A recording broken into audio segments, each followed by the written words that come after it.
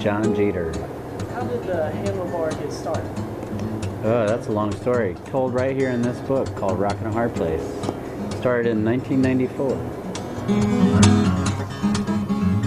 My name is Clark Smith. I've never dealt with a more creative team, with people that are more inspired to do good work, and I'm having the time of my life while working harder than I've ever worked in my life. So that's the great experience, however, you cut it. John Oliver. I've worked in production, television production as a writer and a producer, and most known as a voice actor. I've been a national voice actor for over 25 years now. There's never been a book written about the music industry from the bottom of the food chain, which is the small venue. Keep in mind that bands like the Beatles, well, the Beatles started in a one-time bomb shelter in London. Bruce Springsteen started at the Stone Pony in Asbury Park, New Jersey. And we're a place just like those places where we get musicians that nobody's ever heard of, and they become big stars. I am a partner in a production company called KoolFlix, and we were approached by John Jeter, John Oliver, and Nick Shaheen, who had already come up with the idea of doing a pilot or doing a television series based on John Jeter's book, A Rockin' a Hard Place.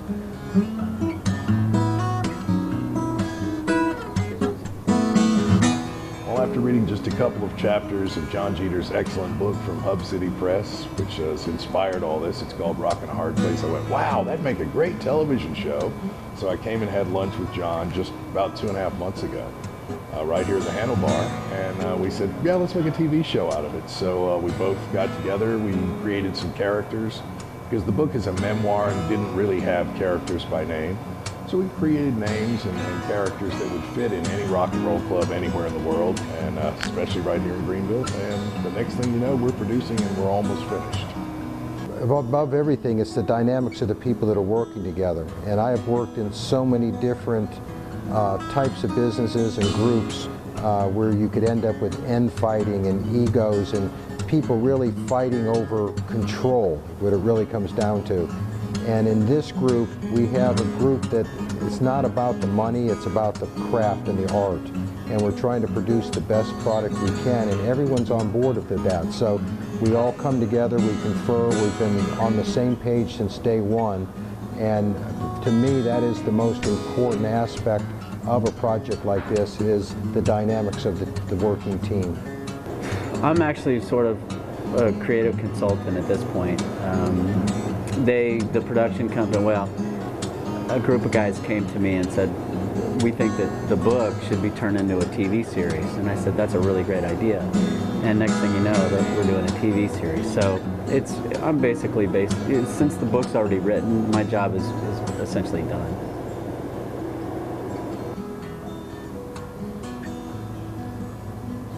Well, for me, it was trying to decide who the right team would be to put together to make this happen, just to make sure that everyone was, compatible. Sometimes, you have brilliant people that might not work as well together. And, so far, it has been a real blessing to work with the writers, Nick Shaheen, Scott Gould, Nick being a great comedian, Scott a great writer, the South Carolina Governor's School, and working with Clark Smith and Tim Angevine from KoolFlix, and then of course John Jeter is always a hoot and has all the stories we'll ever need for as many episodes as we can produce.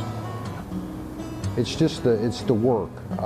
You can have a reputation of being the guy that's the go-to guy and getting things done, or you can be the guy that's just kind of dead weight, because a producer is kind of a funny title. I've worked more as the production manager and line producer for this, so it means I have a lot more responsibilities in keeping the finances, setting up the accounts. I do all of the social media, the website and things like that. So for me, it's just the amount of time. It's a very exhausting job.